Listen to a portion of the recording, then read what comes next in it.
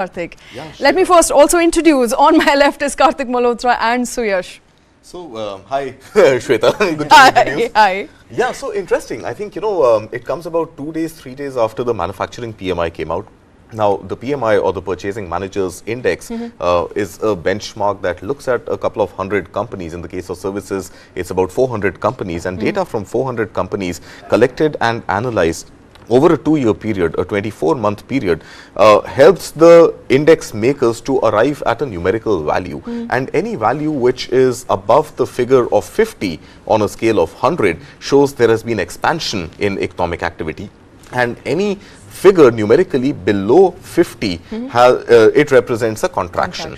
Now, contrary to, let's say, what we have seen in the case of China, China has seen the PMI index actually reduce, come below the 50 mark just yesterday or 2 days back. 2 days, 3 days back, we saw an expansion in manufacturing, which was at about 53, 54 odd levels. So there was a slight contraction as opposed to the data released last month. There was a little easing, not contraction, there was little easing, but I think the good surprise positively has come from the services sector, which has brought the services PMI to a level of 62.3. And this is the highest that the PMI index has registered on account of services in the last 13 years. Last that we were at a figure as high as 62.3 was in June 2010. So good news for the service sector. This is again 400 companies that get analyzed, and the growth of these 400 companies gets registered and put together in this numerical value, and a good delta over 50, showing that we are a good 12.3 points higher than the level at which expansion gets registered. Okay. And of course, it is calculated on a month-on-month basis. In June, we saw this data at about 58.5. All right, so 58.5 to now over 60. 62.3. 62.3 to be precise. 13-month high. So At a 13 obviously, month it's a great figure, and economists, decision makers, policy makers rely on this data to sort of, help develop forecasts for sectors and develop policies for sectors and for focus areas, in days to come. Interestingly, it also comes on the back of export of services to markets like Bangladesh, Nepal, Sri Lanka and UAE. So demand is picking up, sales are up, all of that is resulting in high services PMI number. And thankfully, we haven't seen any contraction in manufacturing. Usually, the fear is that India is still seen as a services-driven country, not a manufacturing-driven country. But we have seen both manufacturing and services PMI only expand. And this is a good contrast as compared to a China, which has actually seen a contraction in the PMI. All right. And on the back of that, another story that we're tracking, due to a contraction in services and manufacturing, Morgan Stanley has surprised India. Suyash. So, Morgan Stanley has issued an overweight rating to India from an equal weight rating. At the same time, the investment bank has also reduced China's rating to equal weight from overweight. Now, what does it really mean? I mean, to break it down for people, average viewers, what does it mean to have a stance of overweighting on India? Yes, so Shweta, overweight stance means that it's bullish on Indian stocks, and the weightage of in its portfolio of company that it holds, Indian stocks have more contribution now. So, along with also increasing India's rating, it has also added Maruti Suzuki and Larsen & Toubro to its Asia Pacific ex-Japan focus list, although it has removed Titan from the list. Now, the Morgan Stanley also expects Sensex to surge about 3,000 points by December to about 68,500 level. So, all in all, it seems that Morgan Stanley is very upbeat on Indian markets. Essentially alluding to the fact that Indian economy remains resilient, something that we've been discussing over and over again. So, from 6th spot to now number 1 spot as far as emerging market economies is concerned. Yes. Totally, Shweta. So, Morgan Stanley, of course, as we know, is fairly large, in fact, the largest investment bank in the US. Now, what these investment banks really do is that they park a lot of their investment fund into the emerging markets, right? Into multiple funds, including emerging markets, and directly invest in Indian stock markets as well. Now, when they assign weightage, pretty much like a Sensex index or a Nifty index, every stock has got a certain weightage, right? So, Nifty 50, for example, has got 50 stocks, And each stock has a different weightage depending on the market capitalization of that particular company that constitutes that index. In the case of investment banks like Morgan Stanley, they look at multiple markets and multiple stocks and multiple indexes across the whole world. And basis that, they have their own weightage of how much they feel a particular country's stock markets are valued at. Is there an inflation in the valuation? Is there a correct valuation? Is there a deflation in the valuation? Now, when you assign equal weights, it means it's a fair assumption that whatever weightage has been assigned by an investment bank to a particular country's markets is pretty much in sync with the real value of those companies. Right. When you as an investment bank want to go overweight on a particular country, it means you are more bullish, you're more positively inclined towards that country's prospects, and hence the prospects of the markets operating in those countries to give you higher than average returns or higher than expected returns. However, if you cut your weightage to underweight, which means you've taken a sort of bearish stance and you think those markets are maybe overheated and the real value of the indices in those markets are mushrooming or bubbling or ballooning, and it does not represent the real value. So this is calculated on a basis of let's say pure fundamentals, the macros of the economy. And in addition to that, ratios like EPS, earnings per share. So Morgan Stanley believes that India's listed companies, which its clients are investing in through the investment bank Morgan Stanley, it pretty much suggests that the EPS that Indian companies have delivered is in line with or higher than what has been expected of Indian companies to deliver. Overall, the macros and the fundamentals of the economy are very well in place. And this again, like the PMI story, comes on the bank of, let's say, countries like China being reduced from overweight to equal weight. Countries like Taiwan, which of course is very big right now in the whole semiconductor play on the back of the AI revolution that we are seeing in the world. Morgan Stanley's report believes that it is perhaps overinflated, and the technology stocks and the technology listed companies in a country like Taiwan right now are not representing the real value, and there is a bubble or there is some sort of a balloon mushrooming there which may not represent the real value, and India is representing a better than real value, and hence it goes overweight on India. And hence overweight. So Morgan Stanley, they're betting big on India. Since we're talking about stock market, a stock that we tracked since this afternoon was Vedanta, fell by as much as 9%. What triggered? So Vedanta shares collapsed as much as 9%, as you just said, after a block deal took place on exchanges wherein about 16.5 crore shares worth 4,270 crore changed hands. Now, as you can see on the screen, Vedanta is currently down about 6.7%. It touched an intraday low of 247.8%, which is down about 8.96%. And an intraday high of 261. Whereas Sensex and Nifty are currently about 1% down, and the Nifty Metal Index is down about 1% also. Now, the seller of the block deal is said to be one of Vedanta's promoter entities, which is called Twin Star Holding. Now, as per reports, Twin Star Holding has sold about 16 crore shares at a price of 4,136 crores, the entire value, which equates to about a 4.3% stake in the company. Now, there were reports yesterday also that Twin Star Holding was looking to sell about 160 million shares to institutional investors at a price of about 258.5, which is about a 5% discount from Wednesday's closing of 272.15. Now, as per the June shareholding data, if you can pull that up, promoter entities hold about 68.11% shareholding in Vedanta stock.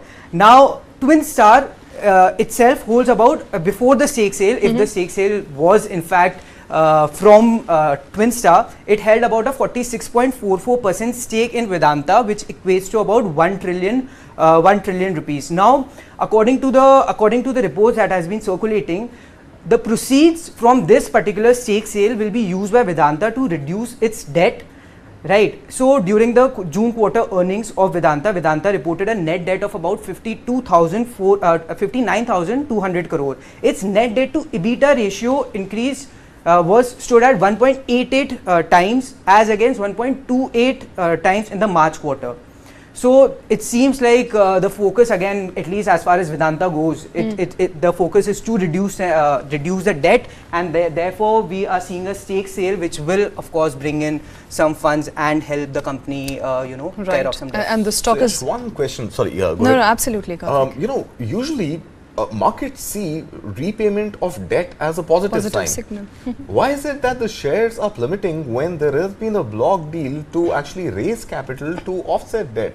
I think one of the reasons is that Vedanta is offering its shares at a 5% discount, which was a steep discount from Wednesday's closing. So I think the investors want to jump. Investors feel cheated that somebody is getting those shares 5% That's why cheaper, and hence they want to sell. But again, they want to jump the selling queue.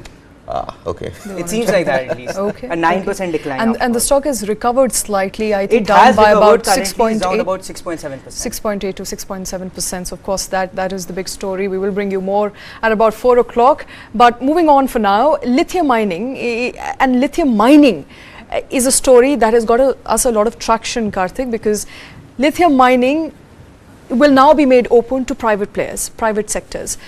This of course was a proposal. It appears that the proposal has now gone through the parliament, gone through the cabinet. There is a cabinet nod, essentially opening up the sector to private players. What will it entail? So Shweta, we spoke about this subject in fact on the 29th of July, because 28th of July is when the bill was actually presented in Lok Sabha and the Lok Sabha cleared it, and yesterday the bill actually went to Rajya Sabha and the Rajya Sabha has also cleared this bill through a voice vote.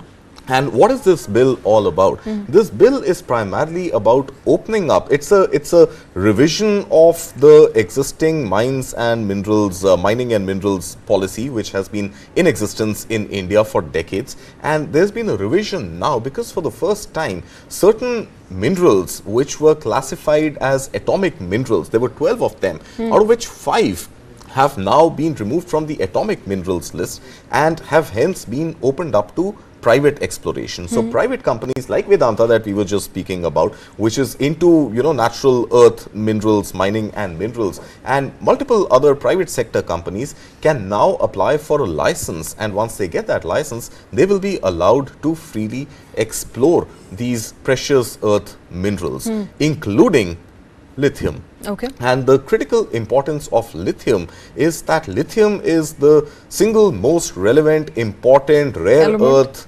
mineral which goes into producing lithium ion batteries. Okay. And these lithium ion batteries are going to power up India's electric dreams, and not just India's, the whole world's electric dreams. Absolutely. Hold on to that thought. Amit Ranjan joining us here in the studio. Amit, you've been tracking this story very, very closely. Essentially means that the government is now hoping to build a private ecosystem around making chips and batteries.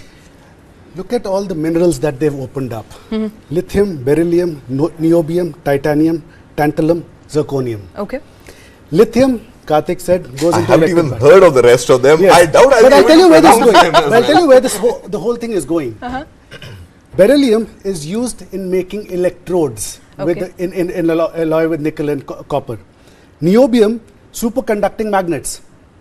Titanium, it has high resistance to extreme temperatures. Cosmocrafts, India's space mission, not just space mission, Right. the transporting satellites to space. India has been making big strides into that. Tantalum and zirconium, printed circuit boards because of they're non-corrosive. Semiconductors. It's a very focused approach. So it's not just to few semiconductor industries. then. So they've just opened these 6 minerals. Okay, so it is a very focused approach where India wants this whole ecosystem to go. And these are rare earth minerals. And the idea is to, of course, ensure that private players, and I think that will also increase competition, Karthik. Correct me if I'm wrong. I think number one, it is going to reduce dependence on importing these precious minerals. Right. Now, remember what happened between China and USA. Similar minerals, not the same, germanium and gallium, from China. Two very significant minerals which China has a deep sort of repository of. Export of those minerals to the US got banned. Why did it get banned? Because US told its chip makers, Nvidia and the likes, that stop exporting your fabs and your wafers to countries like China, because US did not want China to get an edge in artificial intelligence. So I think broadly this entire sector is heating up right now on account of electric mobility and on account of artificial intelligence, which will be driven on semiconductors. And that sort of, stems from this whole decision of opening the private sector, autonomizing these from the list of 12, opening them up for the private sector. There is going to be competition.